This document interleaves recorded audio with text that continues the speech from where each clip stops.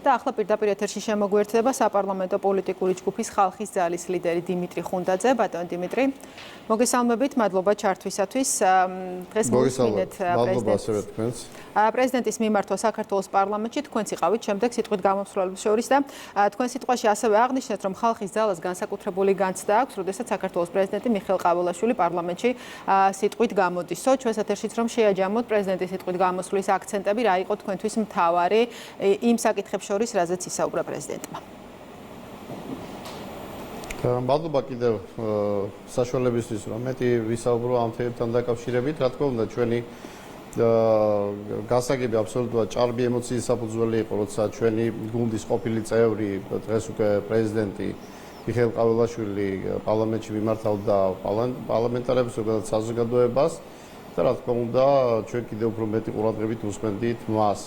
საინტერესო გამოსვლა ჰქონდა პრეზიდენტს, მან ისაუბრა უახლოეს პოლიტიკურ წარსულზე, რაც არ იყო მარტივი, ისაუბრა ომის თემებზე, ისაუბრა უსაფრთხოების საკითხებზე, ორმაგ სტანდარტებზე, ისაუბრა განათლებაზე, სოციალურ მართულებებზე, სპორტზე, მაგრამ ყველაფრის საფუძველი მაინც არის, რა თქმა უნდა, პოლიტიკური სტაბილურობა, ქვეყნისა და საზოგადოების უსაფრთხოება და მით უმეტეს ამ ურთულეს სოფლიოში და მით უმეტეს ეს სირთულე განსაკუთრებით ეხება ჩვენს რეგიონს, პრაქტიკულად ეპიცენტრში ვართ.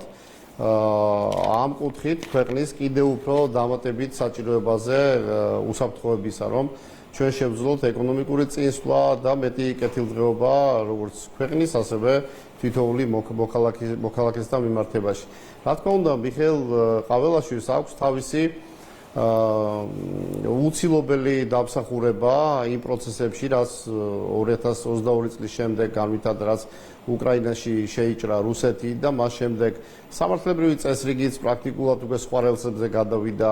ორმაგი სტანდარტები უფრო აქტუალური გახდა. მე ვისაუბრე დღეს, რომ პრაქტიკულად მასში პროცესები გადავიდა კულისებში, ანუ დახურულ კაბინეტებში ხდებოდა ფორმირება პოლიტიკის ზოგადად საჯარო პოლიტიკასთან ერთად კულისები ყოველთვის არსებობს, მაგრამ რა თქმა უნდა, ასეთი დისბალანსი, რომ პრაქტიკულად საჯარო პოლიტიკა ჩაიკეტა და დაშორდა დიდწილად სიმართლეს და უფრო მეტად ხდებოდა კაბინეტებში გაწყვეტილების მიღება ქართულ პოლიტიკოსთა მიმართ გარკვეული დაკვეთების, ეწოლები, დავალებების გაცემა, რომელიც შემდეგ უკვე ღიად გამოვიდა. ეხლა ეს უკვე აღარ არის ესეთი კითხვის ნიშნის ქვეშ, პრაქტიკულად აღარავინ აყენებს და თუ ვინმე ამას კიდევ კითხვის ნიშანს უსვამს, რომ არ იყო ეს და ვთქვათ რაღაცა მოგონილი თემები იყო, ნუ მას ან პირადი ინტერესი აქვს, ან ნუ შეიძლება სხვა პრობლემასთან ჰქონდეს საქმე. მოდი მაშინ ამაზე ვისაუბროთ. რა საფრთხე დგებოდა თუ კი ეს პოლიტიკა კულისებიდან არ გამოვიდოდა, როგორც თქვენ აღნიშნეთ დღეს? აი ამ მიმართულებით რომ განვიხილოთ. ამ საფრთხეებზე სხვათა შორის ჩვენ როცა მაშინ ვსაუბრობდით, დღეს უკვე თავად ამერიკის შეერთებული შტატების პრეზიდენტი და თავად ახალი ადმინისტრაცია საუბრობს, როცა ჩვენ ვსაუბრობდით, რომ საქართველო იყო როგორც მეორე ფრონტის ხაზის ასე ვთქვათ, როლის მატარებელი, ამაზე დღესაც საუბრობენ უკვე თავად დასავლეთში და არაერთი ქვეყანა აღნიშნავდა ამას, მაგალითად თურქეთი, მაგალითად სლოვაკეთი, მაგალითად უნგრეთი და ის რომ გარედან ხდებოდა დაფინანსება NGO-ების და ხდებოდა შიდა რევოლუციების ხელოვნური მოწყობა, რომ მათთვის არასასურველი ხელისუფლებები შეცვლილი იყო, ამას არათუ ისაუბრა ახალმა ადმინისტრაციამ, პრაქტიკულად იმ ქვეყნის ახალმა ლიდერებმა, საიდან რომელიც დონორი იყო პრაქტიკულად ასეთი დაფინანსების წარსულში. თქვენ იცით, რომ USAID-ის მიმართ არამხოლოდ კითხვის ნიშნები, არამედ მთელი საკადრო შემადგენლობა შეიცვალა და დადასტურდა დღესაც ამერიკის ერთ-ერთმა მაღალი პოლიტიკური წარმომადგენლობამ აღნიშნა ის, რომ გამჭვირვალობის შესახებ კანონის გარშემო ატეხილი აჟიოტაჟი, რამის ცეცხლის ალში გახვიეს თბილისი და საქართველოს მასშტაბით იგეგმებოდა უკვე აურზაური და რევოლუციები, ხუთილსელობა იყო რევოლუციის და ერთ-ერთი სწორედ ეს იყო ის, რომ აქ USAID-ის თანხები იხარჯებოდა. ისე რომ ეს უკვე ნათელია, ეს უკვე გაშიფრულია, მაგრამ მასში სირთულეს წარმოადგენდა, იმიტომ რომ გახსოვთ ალბათ, როცა ხალხის ძალა ჩვენ დავტოვეთ მაშინ უმრავლესობა, იმიტომ რომ მეტი სიმართლე იყო საჭირო წინააღმდეგ შემთხვევაში საზოგადოების ქვეყნის წინააღმდეგ აზრის ფორმირებას ჰქონდა უკვე ადგილი, გახსოვთ ალბათ, როცა მთავარ პოლიტიკურ მოედანზე საზოგადოება შეკრიბეს იმ შეფუთული კითხვით ევროპა გსურს თუ არ გსურს და სწორედ ზურგიდან შემდეგ შემოვიდა ეს სრულად დაფინანსებული მდიდარი NGO-ები, რომელიც ტექნიკური მთავრობის ფორმირებას ითხოვდა, რა თქმა უნდა, ეს იყო წინაპირობა ხელისუფლების შეცვლის, ხელისუფლების, რომელიც არ ემორჩილებოდა ამ დაკვეთებს. ეს მას ძალიან რთული იყო და მიხეილ ყაველაშვილი იყო სწორედ ერთ-ერთი ის ლიდერი, რომელიც გამოეყო გუნდს, მართლ გუნდს, რომელიც დაფუძნებელი თავად იყო, მაგრამ აქ უკვე ზეპარტიული ვალდებულებები გაჩნდა, პასუხისმგებლობები და საჭირო იყო, რომ გადაგვეჭრა ის ნეგატიური დინამიკა, რასაც აუცილებლად მივყავდით რევოლუციამდე, ხელისუფლების შეცვლამდე და საბოლოოდ, რა თქმა უნდა, ომამდე. სხვათა შორის აი მტკიცებულებებიც რა იყო და იმის საფუძველი და ეს რომ ნამდვილად ასე იყო. აი მაგალითად ლიტვის საგარეო საქმეთა მინისტრი გაბრიელ ლანსბერგისი ეს მეტი მტკიცებულებისთვის მინდა რამოდენიმე ციტატა წაიკითხოთ. ის ამბობს, რომ უკრაინელები გვიგებენ დროს, უკრაინა გვიგებს დროს თავისი სისხლით. ასევე ლიტვის პრეზიდენტი როკევიჩი ამბობს, უკრაინა იბრძვის არა მხოლოდ ჩვენთვის, არამედ ჩვენს ნაცვლადაც. ანუ უკრაინა იყო პრაქტიკულად პოლიგონი, სადაც ხდებოდა დასავლეთსა და რუსეთს შორის ურთიერთობის გარკვევა. და შეხედეთ ძალიან საინტერესოა ამერიკელი სენატორის სოციალ გავლენიანი პოლიტიკოსია მიჩ მაკონელი და რას ამბობს. ეს არის ინვესტიცია, ანუ ბრძოლის ველის გაჩაღება და აქტივიზაცია. ეს არის ის ამბობს, ეს არის ინვესტიცია ჩვენს საკუთარ ინტერესებში.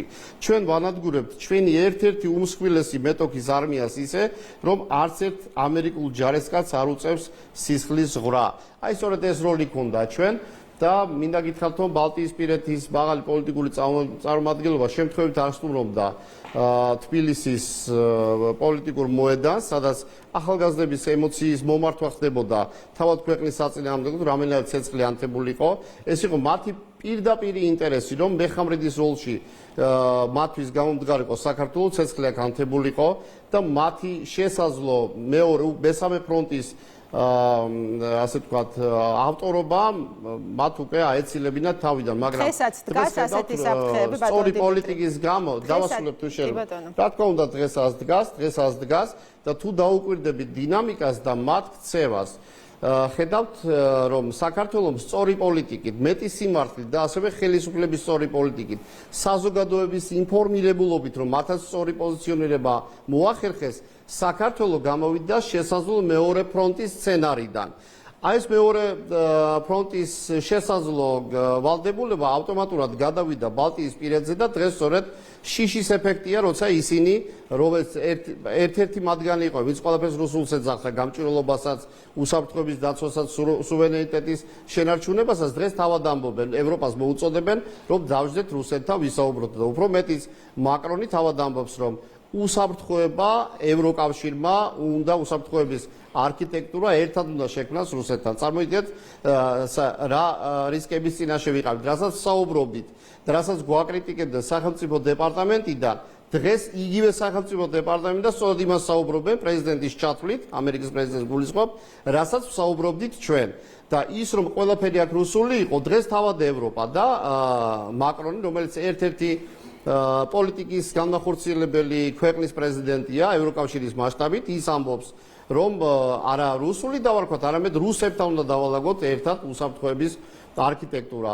ეს რა თქმა უნდა იყო სხვის ინტერესებზე მორგებული დაკვეთა, რომელსაც დიდწილად ასრულებდა აქაური NGO-ები, ისინიც გაშიფრულები არიან თავად დონორი ქვეყნებისგან და პირდაპირადებენ ხელს, რომ აქ აურზაური სწორედაც ეწყობოდა მათი დაფინანსებით, ჩვენ ეს ყველაფერი ავიცილეთ თავიდან, მაგრამ სწორი პრაგმატული პოლიტიკის წარმოება დღეს არის პირდაპირი ვალდებულება, იმიტომ რომ ეს არის ერთადერთი ინსტრუმენტი, რომ ჩვენ თავიდან ავიცილოთ დამატებითი საფრთხეები, რაც ხედავთ, რომ მსოფლიოში არკლებულობს და მატულობს. ხედავთ, რომ ევროკავშირი და ამერიკის შეერთებული შტატები თავად გაემიჯნენ ეხლა, როცა შესაძლებლობა გაიზარდა ევროკავშირის რუსეთთან პირდაპირ ღია საომარი დაპირისპირებისა.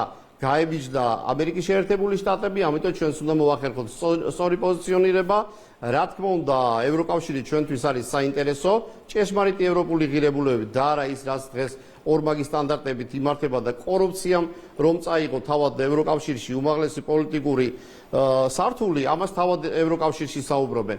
ასეთი ევროპა ჩვენთვის არ არის საინტერესო, მაგრამ საინტერესო რა თქმა უნდა რჩება ის ევროპა, რომელიც ჭეშმარიტ ღირებულებებზე იყო დაფუძნებული. ანუ თქვენი საუბრიდან გამომდინარე, თუ მისჯერებთ, ეს არის ის, რაშიც თქვენი პოლიტიკური გუნდი ეთანხმება ხელისუფლებას. ამას იმიტომ გეკითხებთ, რომ თქვენ დღეს სიტყვით გამოსვლისას აღნიშნეთ თქვენი გუნდის პოზიციებიც და ხაზი გაუსვით, რომ ხალხის ძალის ოპოზიციაში ყოფნა სულაც არ არის მოჩვენებითი პოზიცია. ჩვენ ძალიან ბევრ საკითხში ვაჩვენებთ განსხვავებულ აზრს და წინააღმდეგობასაც.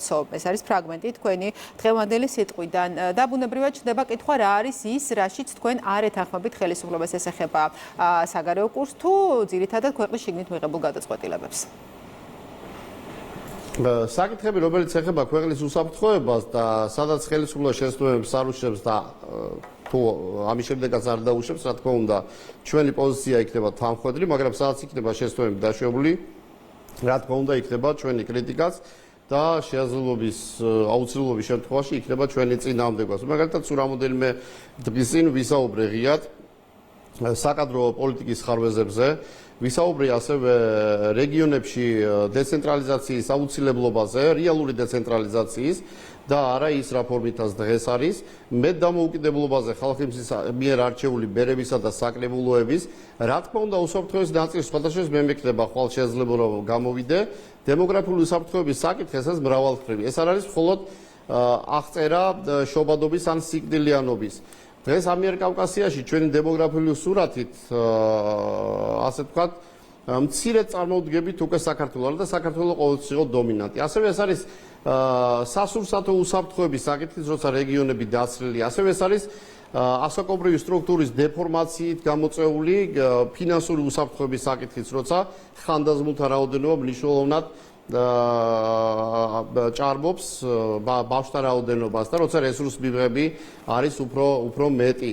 რა თქმა უნდა, აქ ჯარის შევსების საკითხის დგება, სხვათა შორის ამაზე არა მხოლოდ ჩვენ ვსაუბრობთ, არამედ გახსოვთ ალბათ ბოლოდროინდელი განცხადებები, როცა ბრიტანეთში, თავად გერმანიაში, როცა დააყენეს საკითხი, რომ ჯარის რიცხოვნობას ვერ გაზრდიან, იმიტომ მათ აქვთ დემოგრაფიული პრობლემა და ჯარის რაოდენობრივი ზრდის შემთხვევაში შესაძლოა ისინი სხვა პრობლემების წინაშე აღმოჩნდნენ. რა თქმა უნდა, უსაფრთხოების ნაწილია ეს ყველაფერი. აქ ხელისუფლება არ აკეთებს საკმარისს, ამაზე ჩვენ გვექნება საუბარი.